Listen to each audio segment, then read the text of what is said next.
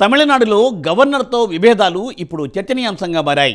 దీంతో కేంద్ర ప్రభుత్వం ఆ రాష్ట్ర గవర్నర్ను మారుస్తుందనే ప్రచారం జోరందుకుంది. తమిళనాడు గవర్నర్ పదవిని మిత్ర పార్టీలకే ఇస్తారనే చర్చ కూడా సాగుతోంది. టీడీపీకి గవర్నర్ పదవి ఒకటి ఇవ్వాలని బీజేపీ పెద్దలు ఆలోచిస్తున్నట్లుగా టాక్ నడుస్తోంది. ఆ ఇద్దరు పేర్లు అయితే టీడీపీలో గవర్నర్ పదవి కోసం నానుతూనే ఉన్నాయా? ఆ ఇద్దరు టీడీపీలో సీనియర్ మోస్ట్ లీడర్లా? అసలు వారెవరు? సైకిల్ పార్టీ నుండి గవర్నర్ గిరి సంపాదించేది ఎవరు? డీటెయిల్స్ ఈ స్టోరీలో.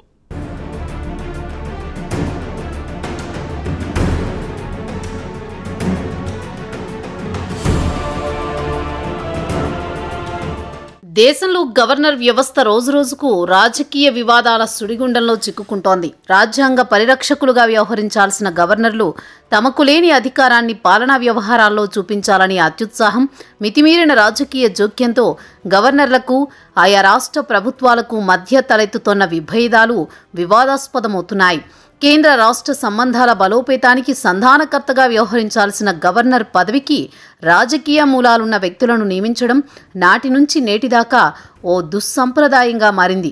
అలా నియమించడంతో వారు తమ పూర్వాశ్రమ రాజకీయ ప్రభావాన్ని వదులుకోలేకపోతున్నారు. ప్రజాస్వామ్యబద్ధంగా ప్రజలు ఎన్నుకున్న ప్రభుత్వం తీసుకునే నిర్ణయాలను, మంత్రిమండలి ఆమోదాలను, గవర్నర్లకున్న విచక్షణ అధికారం పేరిట బిల్లులకు ఆమోదం తెలపకుండా మోకాళ్లు అడ్డుపెడుతుండటంతో గవర్నర్ వ్యవస్థ చుట్టూ రాజకీయ వివాదం జరుగుతోంది.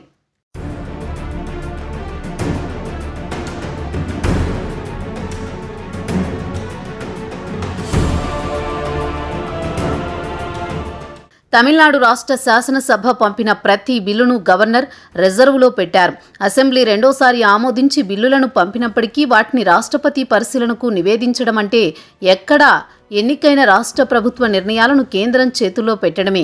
బిల్లుల నిలిపివేతపై గవర్నర్ ఆర్ఎన్ రవి చర్యను రాజ్యాంగ విరుద్ధమని భావించిన సర్వోన్నత న్యాయస్థానం కొట్టివేసింది. సదరు నివేదనపై రాష్ట్రపతి తీసుకునే ఎలాంటి చర్యలైనా రాజ్యాంగబద్ధంగా నిలబడజాలవని కోర్టు స్పష్టం చేసింది. రాజ్యాంగంలోని 142వ అధికరణం సుప్రీంకోర్టు తనకున్న విశిష్టమైన అధికారాలను ఉపయోగించుకుని పెండింగ్ బిల్లులను గవర్నర్ ఆమోదం పొందినట్టుగా ప్రకటించడం గమనార్హం. రాజ్యాంగబద్ధమైన ఏ పదవి అయినా అది ఎంత ఉన్నతమైనదైనా రాజ్యాంగం కంటే ఉన్నతమైనది కాదని సుప్రీంకోర్టు ఇచ్చిన తీర్పు ఇచ్చింది.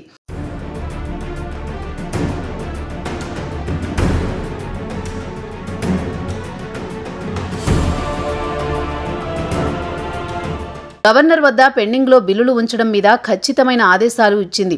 రెండోసారి అదే బిల్లు ప్రభుత్వం పంపిస్తే ఆమోదించాల్సి ఉంటుందని స్పష్టం చేసింది. ఇక దాని మీద కూడా నిర్ణీత కాలపరిమితిని విధించింది. ఈ మొత్తం ఎపిసోడ్లో తమిళనాడు గవర్నర్ ఆర్ఎన్ రవి ఇబ్బందులలో పడ్డారు. అక్కడ స్టాలిన్ వర్సెస్ రాజ్భవన్గా కొన్నాళ్లుగా నడుస్తోంది. ఎట్టకేలకు సుప్రీంకోర్టు జోక్యంతో ఒకేసారి 10 బిల్లులు గవర్నర్ అనుమతి లేకుండా ఆమోదం పొందాయి. ఈ క్రమంలో రవి విషయంలో కేంద్రం కూడా ఏదో ఒక నిర్ణయం తీసుకోవాల్సిన అవసరం పడింది అని అంటున్నారు.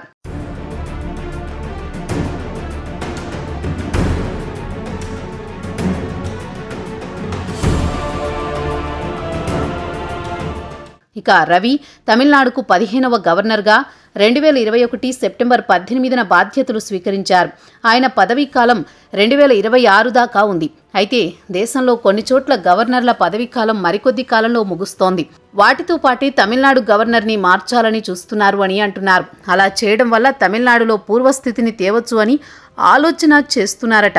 ఇక ఇక్కడ ఆర్ఎస్ఎస్ వాసనలతో ఉన్నవారు గవర్నర్లు కాకుండా ఉంటేనే బెటర్ అని ఆలోచిస్తున్నారట.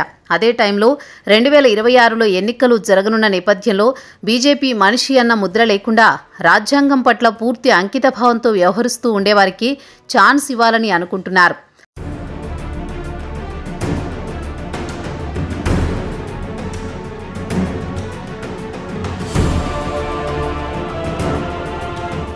అలా తమిళనాడు గవర్నర్ పదవిని మిత్ర పార్టీలకే ఇస్తారని చర్చ సాగుతోంది. ఈ క్రమంలో తెలుగుదేశం వైపు అందరి చూపు పడుతోంది. తెలుగుదేశం పార్టీకి గవర్నర్ పదవి ఒకటి ఇవ్వాలని బీజేపీ పెద్దలు ఆలోచిస్తున్నారు అన్నది చాలా కాలంగా ఉంది. ఇప్పుడు టీడీపీకి చెందిన వారికే ఈ కీలక రాష్ట్రంలో రాజ్భవన్ పగ్గాలను అందిస్తారు అని అంటున్నారు. దాంతో టీడీపీ నుంచి ఎవరు తమిళనాడు కొత్త గవర్నర్ అయ్యేది అన్న చర్చ మొదలైంది. ముఖ్యంగా ఇద్దరి పేర్లైతే టీడీపీలో గవర్నర్ పదవి కోసం నానుతున్నాయి.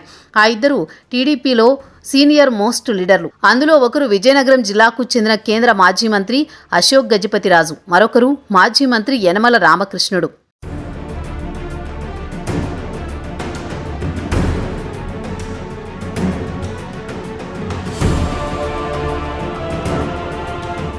అయితే టీడీపీ పెద్దలు మొగ్గు అశోక్ గజపతిరాజు మీదే ఉంది అని అంటున్నారు. దాంతో ఆయనకే తొందరలో తమిళనాడు గవర్నర్ సింహాసనం దక్కుతుందని ప్రచారమైతే సాగుతోంది. ఇక ప్రధాని నరేంద్ర మోదీకి కూడా అశోక్ అంటే ప్రత్యేకమైన అభిమానం ఉంది. ఆయన తొలి కేబినెట్లో అశోక్ పౌర విమానయాన మంత్రిగా పనిచేశారు. ఆయన పనితీరు నరేంద్ర మోదీకి బాగా నచ్చింది అని చెబుతారు.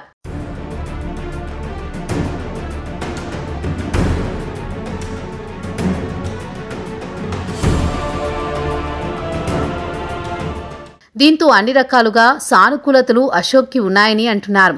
అశోక్ విషయం చూస్తే ఏనాడు పార్టీ గీత దాటలేదు. అలాగే ఆయన విధేయుడిగా ఉన్నారు. ఆయన పట్ల బాబుతో పాటు లోకేష్ ఇద్దరూ కూడా పూర్తిగా అనుకూలంగా ఉన్నారు అని అంటున్నారు. మొత్తానికి చూస్తే చాలా తొందరలోనే అశోక్ గజపతిరాజు తమిళనాడు రాజ్భవన్లోకి ప్రవేశించబోతున్నారని ప్రచారమైతే పెద్ద ఎత్తున సాగుతోంది. చూడాలి మరి ఏం జరుగుతుందో.